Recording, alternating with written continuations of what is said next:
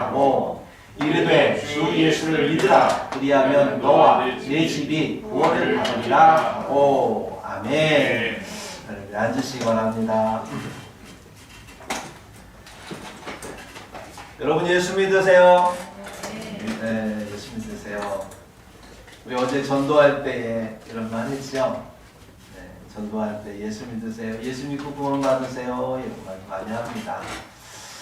근데 오늘 생각해 보았어요. 내가 안 믿는 사람이라면 과연 이 말이 어떻게 들릴까? 여러분 생각해 보셨나요? 우리는 뭐 늘상 그렇게 전하니까 그럴 수 있다 생각한 안 믿는 사람 입장에서 느닷없이 찾아와서 예수 믿으세요 그리고 확 질러대면서 내게 말한다면 굉장히 적잖이 당황스럽지 않았을까 이런 생각을 해봤습니다. 네. 왜 그러냐면 전혀 배경도 없는 상황 속에서 갑자기 예수 믿고 뭐 믿으라고 하고 구원받으라고 하면 뭘 믿어야 될까? 네. 어떻게 믿어야 될까? 도대체 예수 믿는다는 게 뭘까? 뭐 뜬구름 잡듯 추상적인 그런 느낌으로 다가오니까요. 마음에 뭔가가 이렇게 잡히지 않는, 그래서 좀 당황스러울 것 같아요. 여러분들은 예수 믿는다는 게 뭐라고 생각하세요? 교회 다니는 게 예수 믿는 걸까요? 아니면 주일날 예배 드리고 있는 이 모습이 예수 믿는 걸까요? 아니면 교회에서 열심히 봉사하고 또 하나님들 순종하고 그게 예수 믿는 걸까? 네. 도대체 우리는 예수 믿는다는 것을 알고 지금 우리는 믿고 있는 걸까? 우리 한번 이 시간에 예수 믿는다는 게 뭐지? 라는 생각, 그 제목을 가지고 같이 한번 말씀 생각해 보도록 하는 시간이 됐으면 좋겠습니다. 우리는 습관적으로 교회 다닙니다. 어느 순간에 습관적으로 예배드리고 있고 습관적으로 봉사하고 있고 전도하고 있고 순종하고 있다 보니까 어느 순간 예수 믿는다는 것이 나도 모르게 내가 이런 게 예수 믿고 있구나 그냥 생각되어졌고 어느 순간에 그게 예수 믿는 거라고 스스로 그냥 인식되어져 버린 그런 신앙생활을 우리는 하고 있는지 모르겠습니다. 제가 여기서 굳이 생각되어졌다 는 표현을 했어요. 스스로 인식되어졌다 이렇게 표현을 했습니다. 그 이유가 뭐냐면 우리 수없이 교회 다니면서 수없이 설교도 듣고 또 성경 공부도 많이 했어요. 그러면서 그러는 가운데 나 스스로 내가 내 의지를 가지고 정말로 내 언어로 내가 진짜 예수 믿고나 있는 걸까? 라고 한번 스스로 생각해 본 적이 있는지 진지하게 고민해 본 적이 있는지 한번 나 자신을 한번 되돌아보면서 물어봤으면 좋겠습니다. 남들이 하라는 대로 따라하면서 우리가 아무 생각 없이 뭐 남들도 이렇게 예수 믿으니까 이게 예수 믿는 건가 보다. 예수 믿는 거에 대한 정확한 정의도 없이 내 안에 정의를 내린 것이 없이 그냥 어쩌면 예수 믿는다고 생각하고 있고 누군가에게 예수 믿으라고 말하고 있지는 않는지 어느 순간에 예수 믿는다는 게 뭔지도 잘 모르면서 확신하지도 못하고 있고 자신감도 없고 누가 물어볼까봐 예수 왜 믿어? 예수 믿는 게 뭐야? 라고 물어볼까 두려운 마음을 혹시나 우리는 갖고 있지 않는지 신앙생활하면서 그런 부분에 대한 정의가 분명하게 없으면 우리 신앙생활이 굉장히 뜨뜻미지근해집니다. 그래서 오늘 이 시간에 믿음이란 뭘까 이런 거에 대해서 들으면서 우리 안에 믿음에 대한 정의를 한번 가져봤으면 좋겠다. 이런 생각을 가지고 여러분에게 말씀을 준비했습니다. 예수 믿는다는 것은 가장 먼저 우리가 확인해야 될 게 뭐냐면 대상이에요. 대상. 믿는 대상이 뭐냐 라고 하는 부분에 대한 확실한 인식이 있어야 되고 이해가 있어야 됩니다. 내가 지금 누구를 믿고 있는가? 누구를 믿고 있는가? 이것을 알아야 우리가 어떻게 믿을까가 나오는 거예요. 주 예수 그리스도를 우리는 믿고 있습니다. 아멘? 정말 여러분 주 예수 그리스도를 믿는 거예요. 그냥 예수가 아니고요. 주 예수 그리스도를 믿는 겁니다. 제가 강조하는 이유가 있습니다. 예수 그리스도는 누구냐면 본래 하나님의 본체셨어요. 이게 히브리서에 빌립보서 2장 6절에 보면 그는 근본 하나님의 본체시나 이렇게 말씀하셨어요.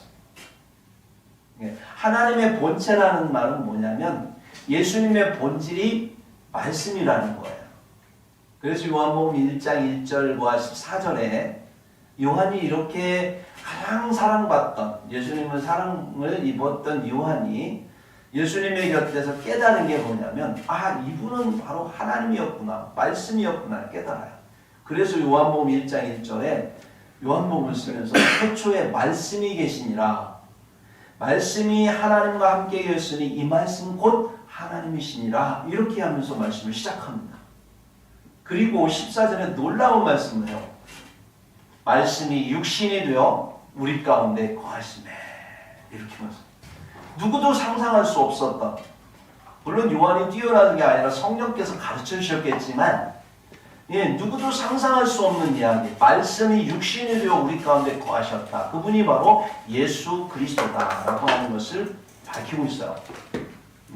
그러니까 우리가 믿는 믿음의 대상은 뭐냐면 눈에 보이는 육신의 예수가 아니에요.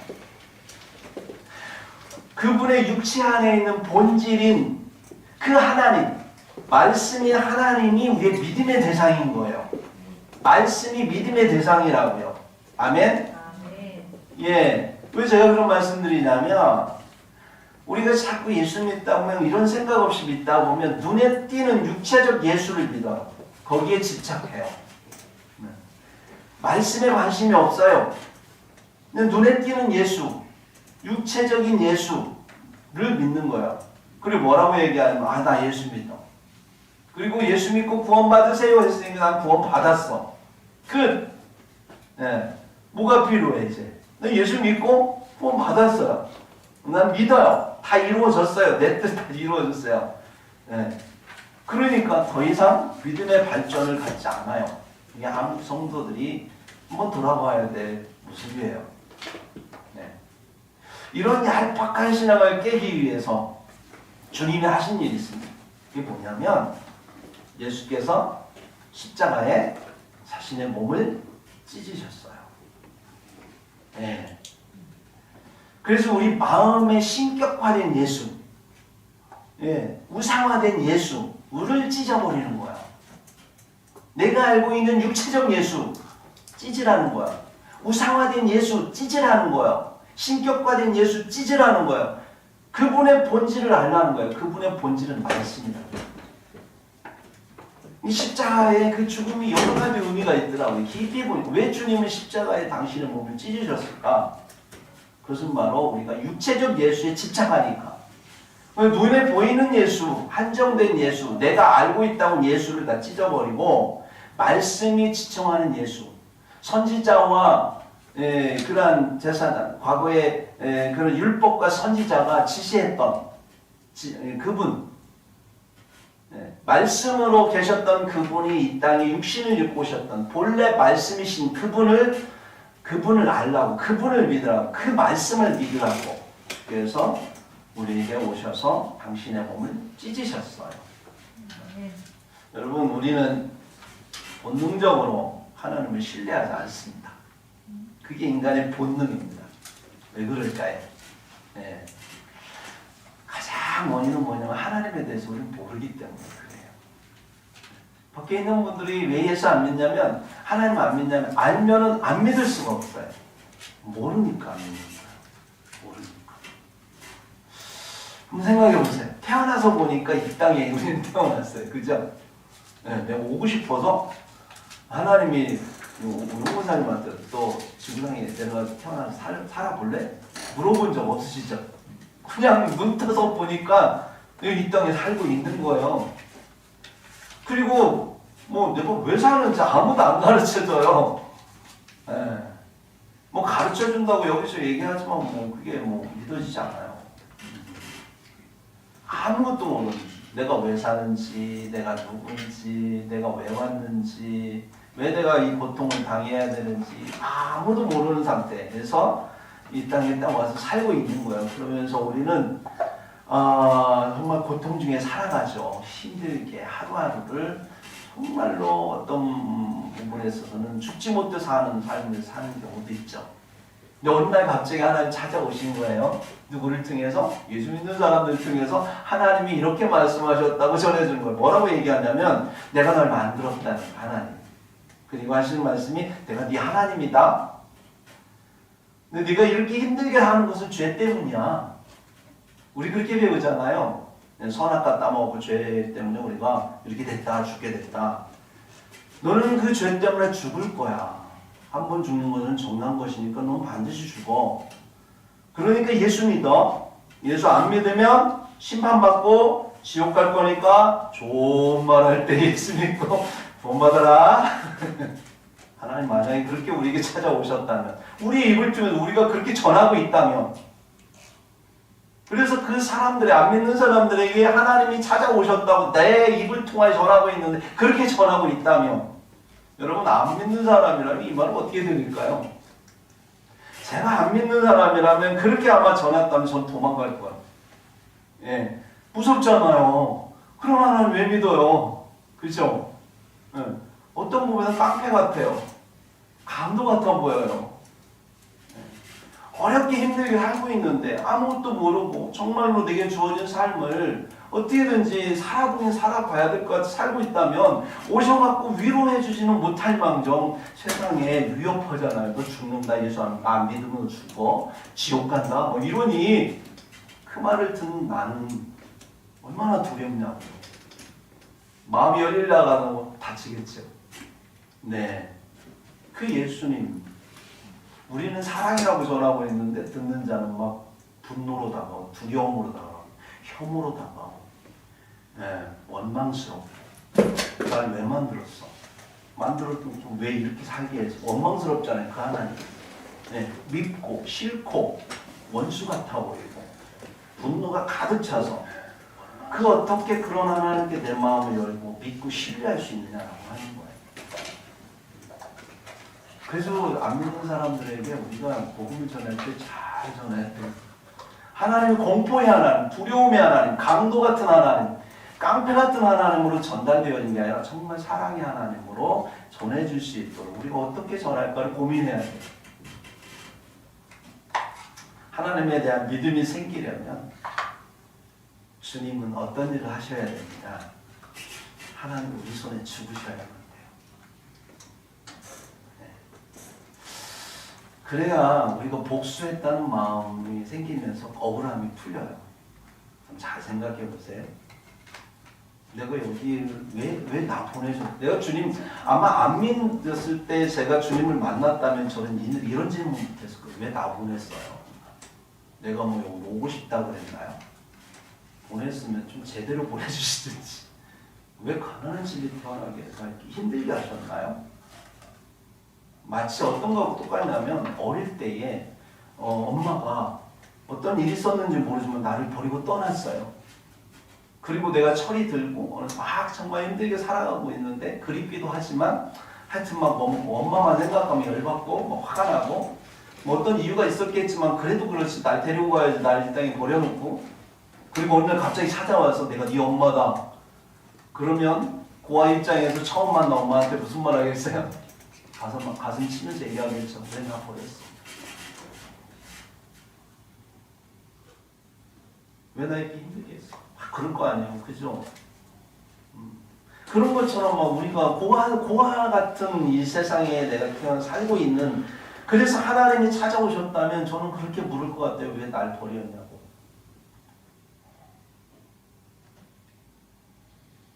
그래서 그분께 직성이 풀릴 때까지 우리는 막 분노하면서 퍼부을 것 같아요. 엄마가 때려줘. 심하면 죽일 수도 있겠죠. 뭐 그래서는 안 되겠지만 그래 마음이 풀릴 것 같아요. 하나님이 사실을 알고 계셨습니다. 이 땅에 버려진 것 같은 우리들, 고아와 같이, 바보와 같이 어렵고 힘들게 살아가는 우리들 주님 아세요. 그 분노하는 마음을 주님 아세요. 그래서 주님이 이 땅에 육신을 입고 오셨어요. 그래서 한평생 사시면서 공생의 기간 동안 얼마나 많은 사람들이 시비를 걸었는지 몰라요. 얼마나 많은 원망하고 분노하고 미워하고 질투하고 혐오하고 말할 수 없는 상처받은 감정들을 그 십자가 앞에서 막 퍼부어냈어요. 우리 주님이 그 십자가에 달리셔서 오롯이 그것을 받아냈습니다. 십자가에 못 박아라! 십자가에 못 박아라! 그것은요, 어쩌면 하나님을 향한 인간의 애증, 이것의 아우성이었습니다. 시편 51편 17절에 하나님이 구하시는 재산은 상한 심령이다. 하나님이여 상하고 통회하는 마음을 주께서 멸시치 아니하시리다. 우리 주께 나오는 저와 여러분의 마음은 그런 상한 심령이기를 위장하고 아닌 것처럼 꾸미는 그런 신앙이 아니라 진실하게 내 마음속에 받고 있는 그 아픔과 슬픔과 고통과 힘겨움과 그 모든 것들을 이 시간에 주님 십자가 앞에 주님 엇박으라고 우리를 부르십니다. 그래서 우리와 함께 공감하시고 이 십자가에서 같이 위로하시기 위해서 우리가 알지 못해서 하나님께 품었던 그런 애증의 마음을 풀게 하기 위해서 주님은 십자가에 달리십니다. 교회를 십자가에 두고 떠나십니다. 예수님은 십자가에 달리셔서 아무런 대항도 하지 않으셨어요. 왜요? 아니까요. 주님 뭐라고 기도하십니까? 아버지, 저들을 사하여 주옵소서. 자기들이 하는 것을 알지 못합니다. 몰라서 그런 거예요. 하나님이 우리가 미워서 우리를 여기다 던진 게 아니고 하나님 나름대로 뜻이 있었는데 모르니까 원망하고 저렇게 분노하고, 그래서 하나님이라고 함에도 불구하고 하나님은 십자가에 못 박고 있는 그 사람들을 주님께서는 용서하라고 그렇게 기도하고 있는 거예요. 놀랍지 않으세요? 그 하나님이 오셔서 우리의 분노와 원망과 우리의 모든 것을 주님이 다 받아내시고 우리 안에 있는 마음을 풀게 하기 위해서. 그래서 십자가를 알아야 우리가 우리 마음에 있는 하나님을 향한 그 분노가 풀리는 겁니다. 그 십자가 그래서 위대한 겁니다. 우리 주님께서 그 모든 것을 다 받아내시고 마침내 십자가에서 숨을 거두셨습니다. 정말 이 십자가에 돌아가 죽음을 숨을 거두기 전까지 모든 인간들의 마음속에는 온갖 분노와 원망과 질투와 그 하나님을 막 죽이고 싶은 그 막 무서운 그런 마음이 있었는데, 그분이 돌아가신 다음에 어떤 일이 벌어졌을까요? 아무 대항도 안 하시고 혹시 받아내셨던 그분을 보면서 사람들은 분노가 풀렸겠죠. 갑자기 상황이 반전돼요. 여러분 주변에 원수를 지고 있는 사람이 그렇게 살아있을 때 미워하다가 갑자기 그분 돌아가시면 느끼는 감정이 있을 거예요. 우리 가끔 사회적으로도 보면 막 어떤 나쁜 짓 해가지고 막 뉴스화되고 막 그러잖아요. 아니 저런 나쁜 인간이 아니라 어떻게 저런 나쁜 짓을 하면서 저런 위치에서 저런 권력을 누리고 그럴까? 아유 진짜 저런 인간이 이 세상 없어져야 돼. 막 그러다 갑자기 그분이 돌아가셨대요. 그리고 나면 어떤 느낌이 드세요? 내가 왜? 대상이 사라지는 순간 뭐가 남냐면 분노하고 있는 내가 남는 거예요. 그 경험하셨죠? 저 인간 나쁜 놈이야, 저 인간 죽어야 돼 하고 있다고 사라졌는데 보이면 내 손가락이 보이는 거고, 그러고 있는 내 마음이 보이고 있는 거고, 그 나쁜 놈이라고 지칭하면서 그걸 죽어야 돼 하고 있는데 그 죽어야 돼라고 말하고 있는 죄인이 내가 보이는 거예요. 그 예수 그리스도께 돌을 던지고 그분의 손과 발에 못을 박으면서 망치질을 했던 내가 보이는 거예요. 그러면서 내 손에 묻은 그 피가 보이는 거예요. 예수 그리스도의 피.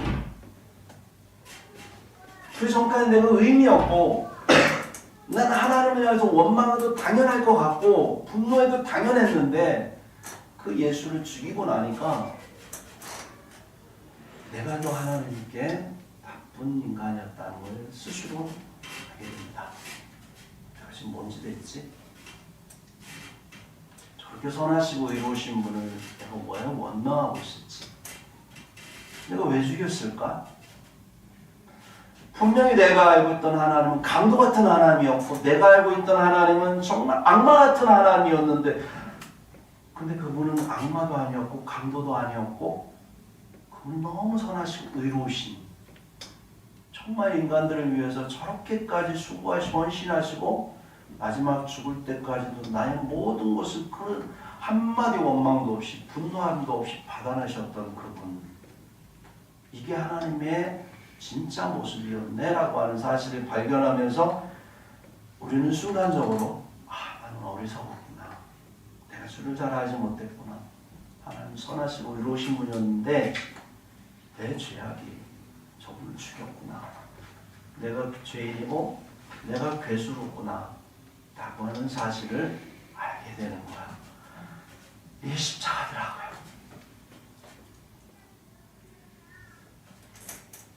이 십자가를 알면 우리는 회개하게 되어 있습니다. 십자가를 통해서 예수 그리스도가 누군지를 알면 그 하나님이 어떤 분인가를 알게 돼. 네. 예수님의 죽음으로 우리는 내 안에 잘못된 하나님에 대한 인식, 악마화된 하나님의 우상이 내 안에서 깨뜨리게 됩니다. 우리 하나님을 향해서 마음을 열게 되고요. 그리고 그 사랑을 받아들이게 되는 계기가 되는 게 바로 예수 그리스도의 십자가 죽음이었다라고 하는 거예요. 로마서 5장 8절에 말씀한 것처럼 우리가 아직 죄인이었을 때에 그리스도께서 우리를 위하여 죽으심으로 하나님께서 우리에게 대한 자기의 사랑을 확증하셨느니라. 우리가 당신의 사랑을 알 수 있는 유일한 방법은 그분이 죽으시는 거예요. 우리의 분노를 다 받아내 주시고 그럼에도 불구하고 안아주시고 위로하시고 그 죄를 그 분노를 다 씻어주시기 위해서 내가 갖고 있는 내 안에 있는 수치심, 죄책감, 원망과 분노 그 모든 걸 다 씻어주면서 새롭게 하기 위해서 할 수 있는 일은 당신이 육신으로 와서 죽어주신 거예요. 그러면서 내가 너를 얼마나 사랑하는지를 보라 라고 당신의 사랑을 확증시켜줌으로써 우리의 마음은 비로소 열리게 된 거예요. 자, 이렇게 해서 예수님의 십자가에서부터 우리는 믿음이 시작되는 겁니다. 네. 예수님의 십자가 사랑이 우리 안에 하나님을 향한 믿음을 낳으신 거예요. 하나님을 향한 우리 믿음은 그렇게 시작이 됐고요. 그러면서 우리는 비로소 하나님의 말씀을 듣기 시작합니다. 로마서 10장 17절에 그러므로 믿음은 들음에서 나며 들음은 그리스도의 말씀으로 말미암았느니라. 그러니까 하나님을 향한 우리의 믿음은 이제 말씀을 듣는 거예요. 그냥 듣는 게 아니고요. 그 들음은 그분의 말씀에 경청하는 겁니다. 늘 듣던 귓등으로만 듣던 그 말씀이 이제는 그 이면과 그 행간과 그 맥락 속에서 그분의 의도를 깨달아 아는 그분의 속마음을 읽어낸 그 들음이 시작되는 거예요. 그게 믿음의 시작입니다. 1단계. 두 번째, 속마음이 읽혀지면 그 다음 또 어떤 일이 벌어지느냐? 그분의 말씀을 인정하게 돼요. 그리고 긍정하게 됩니다. 2단계가 펼쳐지죠.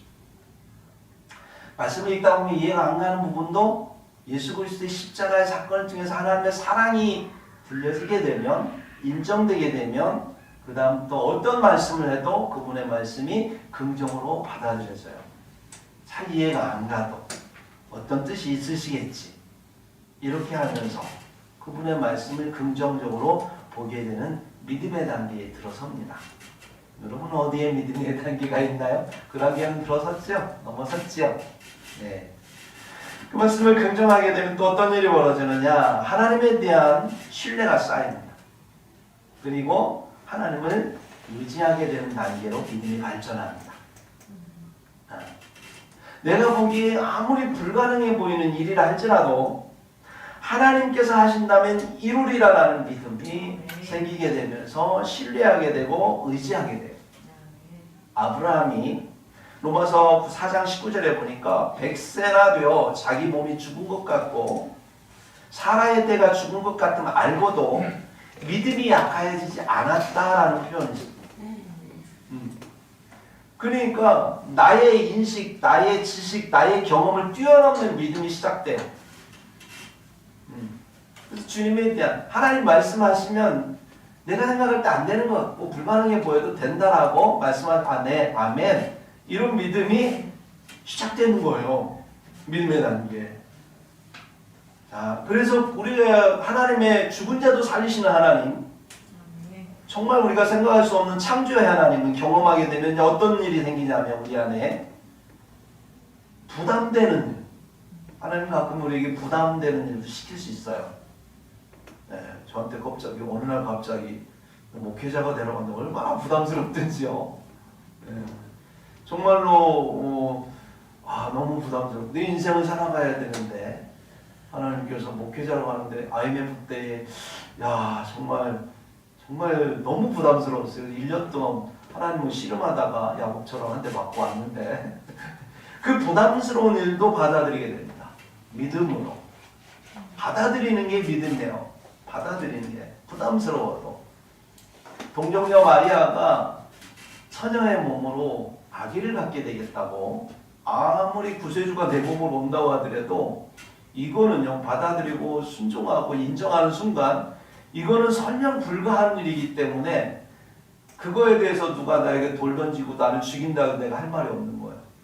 이건 성령께서 내게 오셔가지고 잉태하게 된 예수님이 아무 얘기 누가 믿어지겠어요. 그죠? 근데 그 여인은 아멘으로 받아들였어요. 이게 믿음의 단계. 말도 안 되는 건데 그래서 내가 죽을 수도 있는데 부담스러운데 받아들이는 그 믿음의 단계에 이르는 거예요. 자, 그 다음에 또 그 믿음의 단계 부담성을 받아내면서 그 다음 단계에 어떤 믿음이 또 성장하냐면 나를 내려놓게 됩니다. 그리고 주님만 바라보게 돼요. 믿음의 단계. 네. 나를 내려놓고 내 속을 비우는 역할을 하게 합니다. 믿음이. 그리고 주를 바라보면서 내 안에 성령의 역사를, 성령의 인도하심을 기대하면서 하나님의 성령의 충만을 채우는 역할을 하는 게 믿음입니다. 예수님처럼 마가복음 14장 36절에 주님이 겟세마네 동산에서 기도하다가 자기를 비우는 기도를 합니다. 내 원대로 마옵시고 내 원대로 마옵시고 내 원대로 마옵시고 막 기도해 3번씩이나 밤새도록. 그리고 거기에다 뭐라 그래요? 비우면서 내려놓으면서 아버지의 원대로 되기를 원합니다. 아버지께서 나를 채우소서. 아버지의 용기, 아버지의 믿음, 아버지의 그러한 꿈, 아버지의 능력, 아버지의 생명 나에게 채워달라는 거예요. 왜요? 나는 십자가를 이겨낼 수 없거든요. 주님이 나와 오롯이 나에게 채워질 때 이길 수 있기 때문에 나를 다 비우는 거예요. 그리고 주님이 나를 통해서 당신이 하시라고 이 믿음의 단계까지 이르는 거야. 고난이 와도 그 고난의 기간이 내가 생각한 것보다 길어져도 그래서 힘들고 어렵고 고통스러워도 실망하거나 좌절하지 않습니다. 왜냐하면 이 모든 것을 합력하여 선을 이루실 그분을 신뢰하기 때문에 이미 내 안에 고난을 통해서 나를 비웠고 이제 하나님이 하시겠다고 하는 하나님의 하실 일을 기대하며 하나님의 능력을 경험할 수 있는 기회가 나에게 주어졌다고 생각하기 때문에 합력하여 선을 이루실 그분을 생각하면서 하나님만 바라보게 된 믿음의 단계, 그게 바로 이 단계예요. 그리고 나서 그 다음 단계로 넘어가면 순종합니다. 행함으로 순종에 이르게 되는 말로만 생각하는 이론적 믿음이 아니고 그냥 마음에 그냥 갖고 있는 그런 마음에서 멈추는 그런 믿음이 아니라 내 삶으로 드러나는 믿음, 행동으로 드러나는 믿음을 살게 돼요. 그래서 내 삶을 통하여 말씀이 실천되면서 그리스도의 형상이 내 안에 이루어지는 훈련의 단계에 이르게 됩니다. 순종이 얼마나, 말씀에 대해 순종하는 것이 얼마나 하나님 기뻐하시는지 사무엘상 15장 22절에 보니까 순종이 제사보다 낫고, 얘들아 예배 드리는 것보다 순종하는 게 나는 기쁘단다, 이 말씀하시는 거예요. 우리한테 듣는 것이 순양의 기름보다 나은, 헌금 드리고 예물 드리고 백날 해보는 것보다 정말 중요한 건 내 말에 순종하는 것, 내 말을 잘 듣고 순종하는 게 내가 기쁘단다, 이 말씀 하는 우리가 하시는 거예요. 마치 부모님이 자녀들에게 하는 거지. 모두 그러잖아요. 자녀들이 맨날 속 썩이면서 어느 날 잘한다고 엄마 여행 보내줄게, 속이나 썩이지 말어. 그 전에 우리 속 안 썩이고 여행 안 보내준 게 그게 나아. 막 속 썩이다가 미안하니까 어느 날 돈 갖다 한 50만 원 갖다 주면서 엄마 가서 여행 갔다 오세요, 엄마 아빠. 우리 그러잖아요. 제발 속이나 썩이지 마. 나 이 돈 필요 없다. 그리고 또 속 썩여. 무슨 의미가 있어요? 하나님도 마찬가지인 거예요. 맨날 와서 예배드리고 헌금하고 막 사랑한다고 얘기하는데 속 나가는 속 썩이는 삶을 산다면 안 해도 돼. 제발 내 말이 내가 무슨 의도를 갖고 있는지, 무슨 뜻을 갖고 있는지 그 말 좀 알아듣고 그대로 살아지면 그것으로 된다. 그럼 예배도 모든 것 다 되는 거거든요. 야고보서 2장 22절에 내가 보거니와 믿음이 그와 함께 그의 행함과 함께 일하고 행함으로 믿음이 온전하게 됩니다. 믿음이 온전해지는 방법은 삶으로 살아냄으로 행함으로 훈련됨으로 온전해지는 거예요. 그냥 머릿속에 관념으로 끝난 믿음이 아니고요. 그냥 마음속에 품음으로 끝난 게 아니라 삶으로 살아냄으로 훈련되어져서 온전해진다라고 성경은 얘기해요. 야고보서 2장 17절에도 보면 행함이 없는 믿음은 그 자체가 죽은 거래요. 움직이지 않는 거래요. 헛것이랍니다. 예. 믿음이 자라나서 순종과 행함과 하나가 되는 그 믿음, 그게 주님께서 우리에게 바라시는 믿음이에요. 믿음을 삶으로 살아내서 훈련받고 그래서 인격화된 믿음으로 영원한 나라에 우리가 살기를 하나님 바라시는 거죠. 그렇게 해서 마지막 믿음의 종착점은 뭐냐? 예수의 증인이 되는 겁니다. 누가복음 24장 48절에 너희는 이 모든 일의 증인이라. 경험되어진 삶. 그래서 내 안에 증거가 있는 삶. 믿음의 증거가 있을 때 증인이 되는 거예요. 증인은 아무나 될 수 없어요. 법정에 가서 증인 노릇하려면 분명한 증거를 가지고 와서 증인 노릇해야죠. 그냥 하면 위증죄로 걸려요. 그리스도의 증인의 다른 말은 뭐냐면 그리스도의 사람이라는 뜻입니다. 그리스도인. 저와 여러분이 그리스도인이라면 우리는 그리스도의 예수 그리스도의 증인인 거예요. 예수 그리스도의 증인의 삶을 살아가는 사람은 믿음을 추상적으로 갖지 않습니다. 이론적인 믿음이 아닙니다. 삶에서 확실한 증거를 가지고 증인으로서 목숨과 하나님 앞에 드릴 수 있는 실체적인 믿음을 가진다. 그래서 예수의 증인이 됐던 모든 제자들은 목숨까지도 아끼지 않고 예수를 증거했습니다. 절대 배반하지 않습니다. 아까 싸워서 이길 수 있는 믿음을 갖게 됩니다. 영생의 소망을 가지고 끝까지 승리하는 그 믿음이 바로 예수 그리스도의 믿음인 거예요. 주의 증인이 되는 거예요. 디모데전서 6장 12절에 믿음의 선한 싸움을 싸우라. 영생을 취하라. 이를 위하여 내가 부르심을 받았고 많은 증인 앞에서 선한 증언을 하였도다. 믿음의 선한 싸움을 싸우라는 거예요. 영생을 취하라는 거예요. 우리에게 믿음을 통해서 이 땅 가운데에서 싸워 이기라는 거예요. 그 믿음의 끝판왕이 누구냐? 예수 그리스도입니다. 그래서 마지막 그분이 십자가에 달리시면서 그 안에서 그 상황에서 죽음으로 모든 것을 이기셨던 거예요. 사랑하는 성도 여러분, 믿음은 삶이고 현실입니다. 믿음이 있어야 우리는 세상을 이길 수 있습니다. 요한일서 5장 4절에 보니까 무릇 하나님께서 난 자마다 하나님께로부터 난 자마다 세상을 이기느니라. 세상을 이기는 승리는 이것이니 우리의 믿음이니라 말씀했습니다. 여러분들이 히브리서 11장은 믿음장이라고 하죠. 근데 거기에 보면 많은 믿음의 조상들이 나오는데 그 믿음의 실제적인 모습들을 얘기하고 있어요. 히브리서 11장 33절 38절의 내용에 보면 그들은 믿음으로 나라들을 이기기도 하고 의를 행하기도 하고 약속을 받기도 하고 사자들의 입을 막기도 하고 불의 세력을 멸하기도 하고 칼날을 피하기도 하고 강하게 되기도 하고 진을 물리치기도 하고 죽은 자들을 부활로 받아들이기도 하고 심한 고문을 받되 구차히 풀려나기를 원치 않고 왜요? 부활에 대한 소망이 믿음으로 있기 때문에. 그래서 38절에 보면 이런 사람은 세상이 감당하지 못하느니라 이렇게 성경은 증거하고 있습니다. 하나님은요 우리에게 믿음을 요구하고 계십니다. 하나님의 창조를 드러내는 것, 하나님의 창조를 이 땅에 이끌어내는 게 우리의 믿음입니다. 우리의 믿음은 하나님의 실존을 이 땅에 드러내는 도구입니다. 그래서 주님은 우리에게 믿음을 요구하고 계십니다.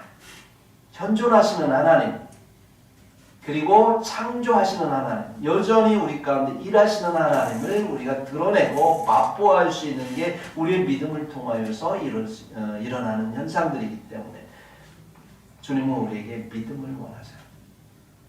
믿음이 있는 자는 자신을 엽니다. 자신을 열어서 하나님의 비전을 품어요. 예수 그리스도의 성품을 닮아요. 성령님의 능력을 내 안에 품고 세상에 드러내는 것. 그게 믿음을 가진 자들이 갖는 하나님의 역사입니다.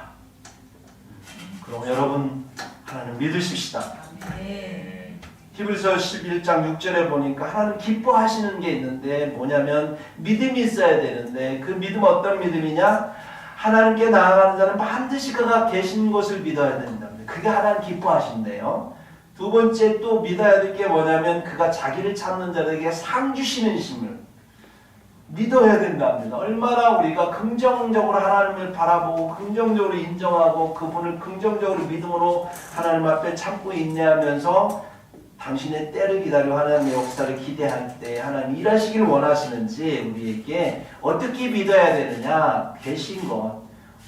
우리가 살아가다 보면 안 계신 것 같고 막 그럴 때 있잖아요. 내 생각에는 정말 하나님 안 계신 것 같고 또 어떤 때 계시다고 하는 건 알겠는데 그분은 나에게 나를 저주하실 것 같고 나를 심판하실 것 같고 나를 징계하실 것 같고 근데 하나님은 그런 하나님이 아니라 상 주시기 위해서 자식들에게 내가 정말 상 주기를 원하는 그 믿음을 우리에게 하나님 갖기를 원한다는 거예요.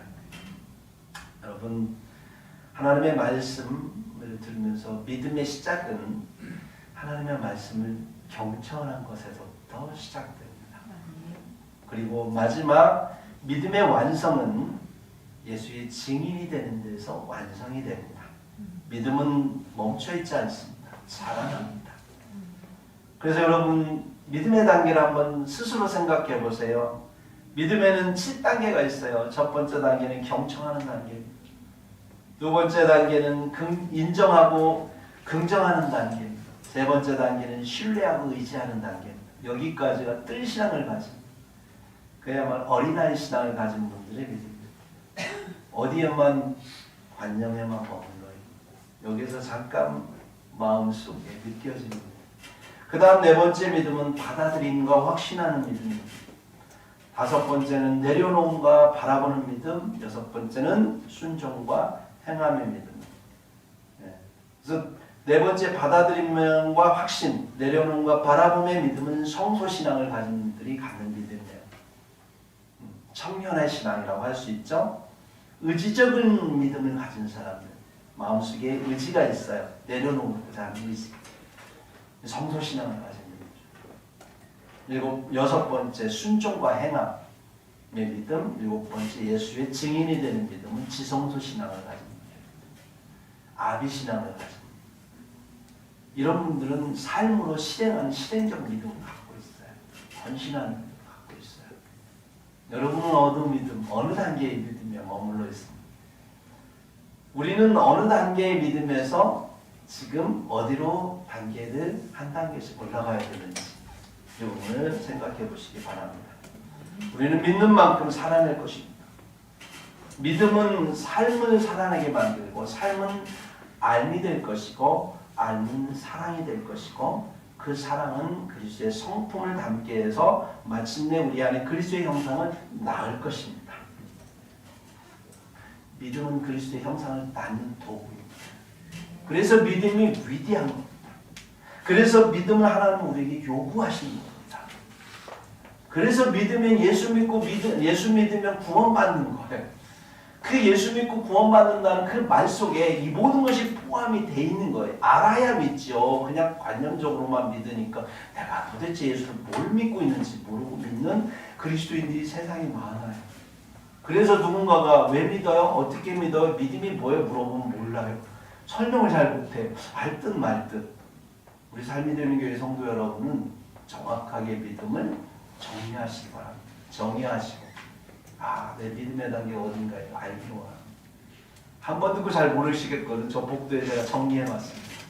쭉 읽어보세요. 저 복도에. 네, 그냥 지나가면서 쑥 지나가지 마시고 한 번씩만 쭉 가도 뭔가 착 장식을 해놓은 게 아니라 늘상 제가 똑같은 말 할 수 없으니까 여러분이 보시면서 자기를 확인하라고 제가 해놨으니까 한번 마시고 차 마시고 시간 좀 남으시면 쭉 저쪽에서부터 나가시면 오늘 왼쪽에서부터 쭉 한번 읽어보시기 바랍니다. 여러분 예수를 믿으세요? 아멘. 우리 예수를 믿으신다면 제대로 믿읍시다 우리. 아멘. 아멘. 아멘. 네, 하나님의 뜻이 우리에게 이루어지기를 원합니다.